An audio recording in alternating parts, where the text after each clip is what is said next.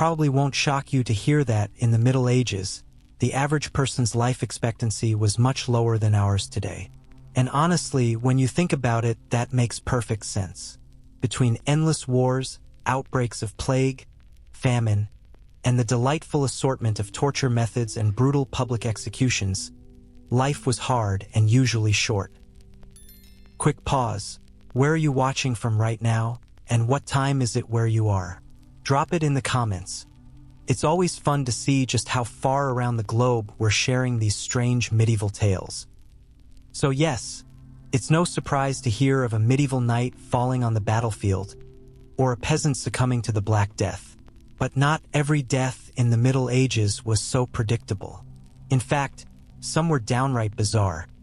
The kind of stories that make you stop and wonder, wait, that's really how he died? So buckle up, because we're about to step back into the chaotic world of the Middle Ages and explore some of history's strangest and most ridiculous deaths. The tragic tale of Louis III of France. Let's begin with Louis III of France, a young king whose death was as tragic as it was absurd.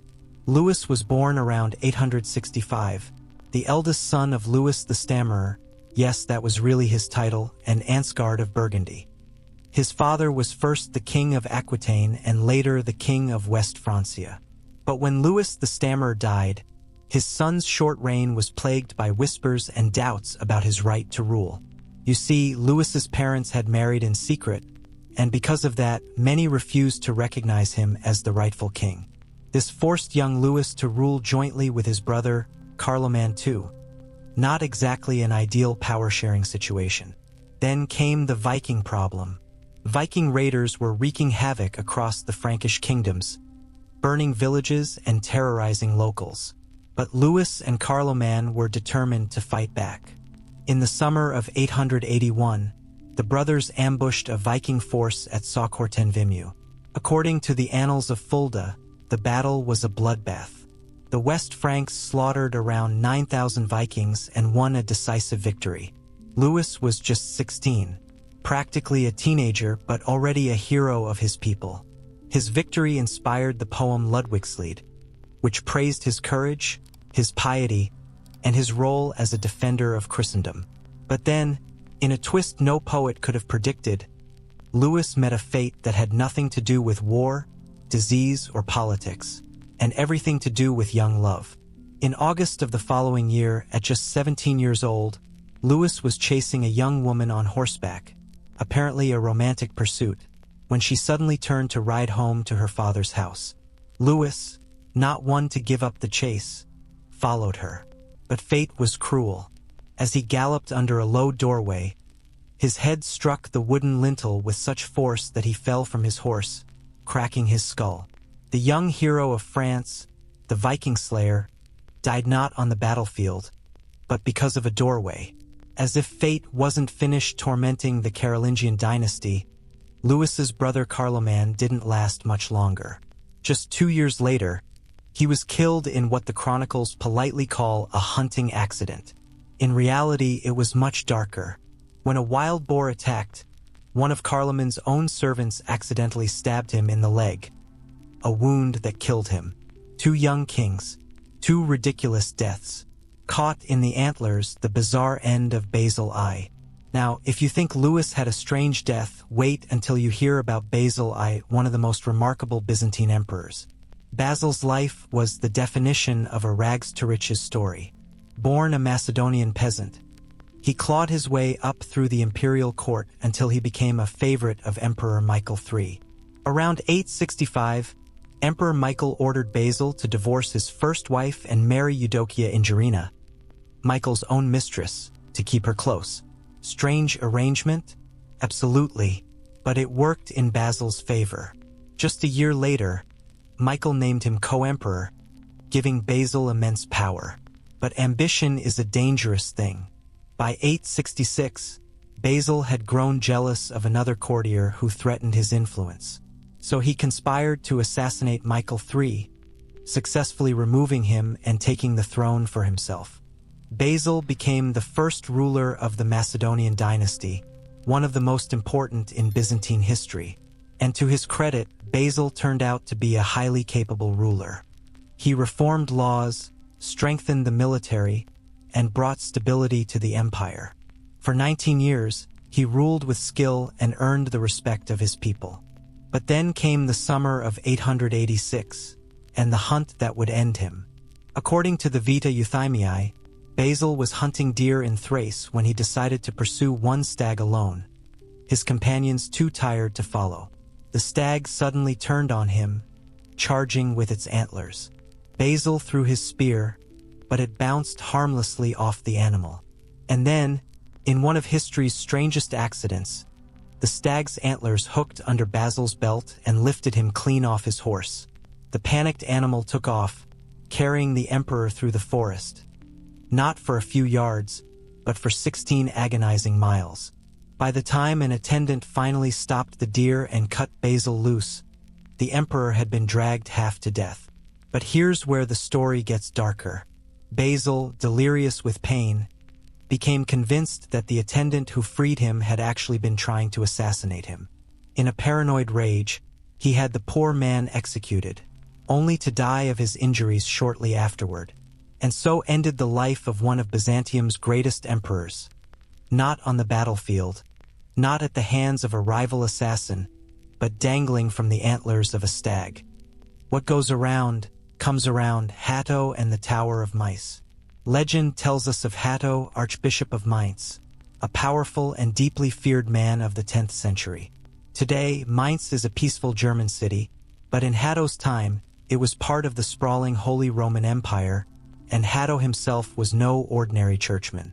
To be fair, he did some praiseworthy things. He built churches, funded the upkeep of several abbeys, and even acted as a patron to the Carolingian chronicler Rahino of Prum. But the good deeds end there, because Hatto was also remembered as a cruel, greedy man, the kind who saw peasants less as people and more as tools for his profit. Set on a small island in the Rhine River stood a tower that Hatto garrisoned with archers and crossbowmen so that every passing ship was forced to pay him a toll. This wasn't just greed, it was a chokehold on trade. Then came the famine of 974. Crops failed, people starved, and hunger spread through the land. Hatto, rather than helping, hoarded every last grain of wheat in his barns. He sold food only at outrageous prices so high that the starving peasants simply couldn't pay. As you can imagine, anger began to boil. Hatto, fearing an uprising, pretended to show mercy. He announced that he would feed the hungry and ordered the peasants to gather in one of his barns. But it was a trap. When the desperate people had crowded inside, Hatto ordered the doors barred. Then, with chilling calm, he commanded his men to set the barn on fire. The peasants screamed, pounded on the doors, begged for their lives, and Hatto, watching them burn, is said to have laughed and uttered the words, "Hear how the mice squeak." But if Hatto thought he'd gotten away with it, he was wrong. According to legend, divine justice came for him in the form of thousands of mice. They swam across the Rhine, invaded his tower, and swarmed him. No matter where he fled, they followed, and at last they cornered him in the very tower he had used to control the river. There, the mice ate him alive, gnawing the flesh from his bones until nothing remained. The medieval poem God's Judgment on a Wicked Bishop puts it best. They have whetted their teeth against the stones, and now they pick the bishop's bones. They gnawed the flesh from every limb, for they were sent to do judgment on him. Gruesome? Absolutely.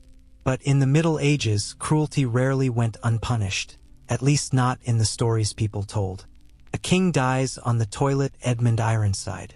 Now let's turn to England, where King Edmund II, better known as Edmund Ironside, met one of the strangest royal deaths in history.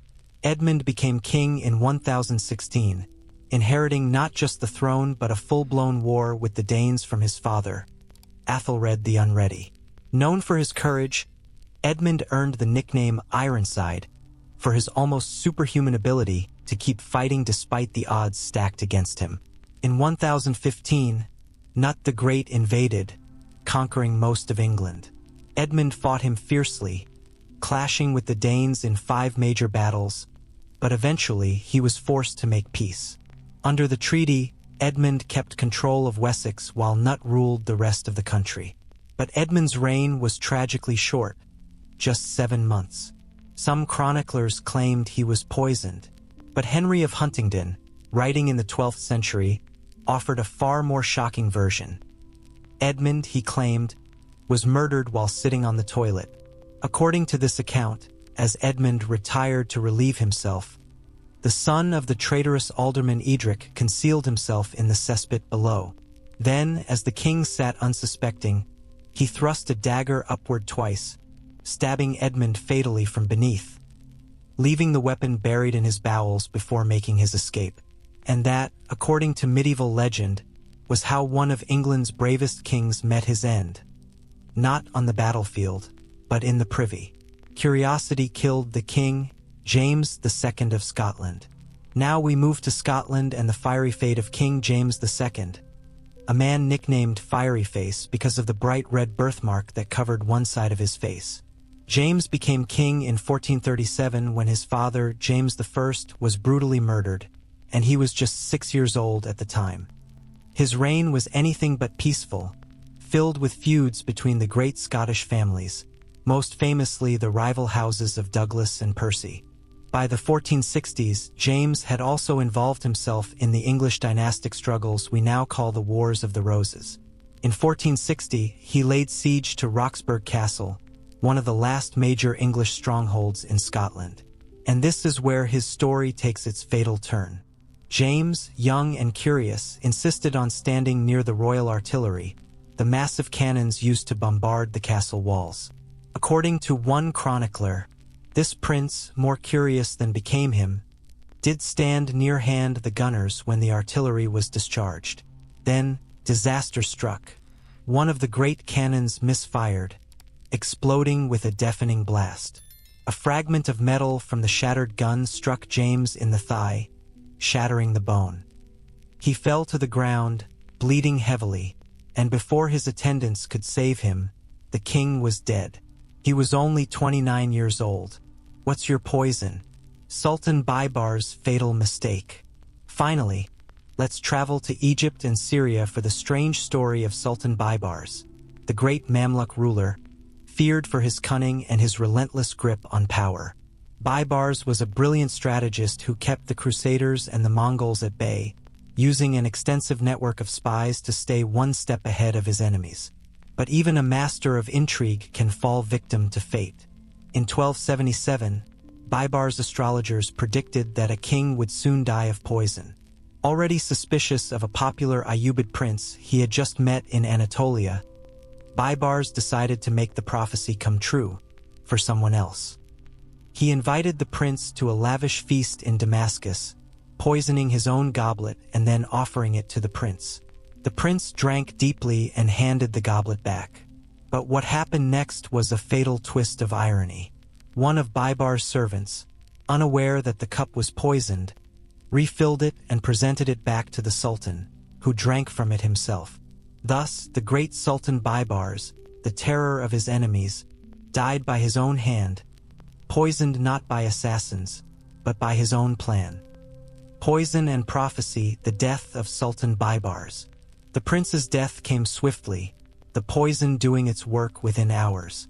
But for Sultan Baybars, fate was far more cruel. Instead of a quick end, he endured days of unbearable pain. The once mighty ruler, who had outwitted Crusaders and Mongols alike, was now brought low by his own hand. He lingered in torment, finally succumbing to the poison, and in doing so, he fulfilled the prophecy he had tried so desperately to twist to his own advantage. Fell down, broke his crown, Bela I of Hungary. Next, we journey to Hungary, where King Bela I, nicknamed the Boxer, ruled with strength but met a most unexpected fate. Bela was the son of Vassal, a grand prince of the Hungarians. His family history was already steeped in tragedy. Vassal had been imprisoned and blinded by his cousin, King Stephen I, in the final years of Stephen's reign. After Vassal's death, Bela fled Hungary with his brothers, Andrew and Levant, living in exile until Andrew was crowned king in 1046. But fraternal loyalty didn't last. Bela eventually rose up against Andrew, clashing with him in battle.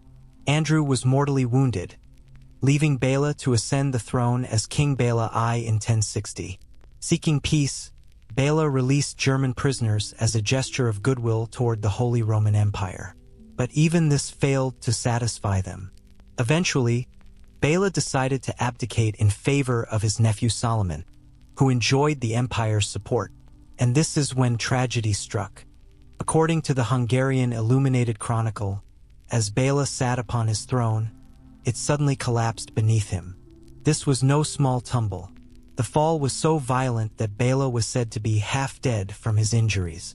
He lingered for a short time but never recovered, dying soon afterward. It was as if the throne itself rejected him. A grimly poetic end for a king who had fought so hard to keep it. Bad karma.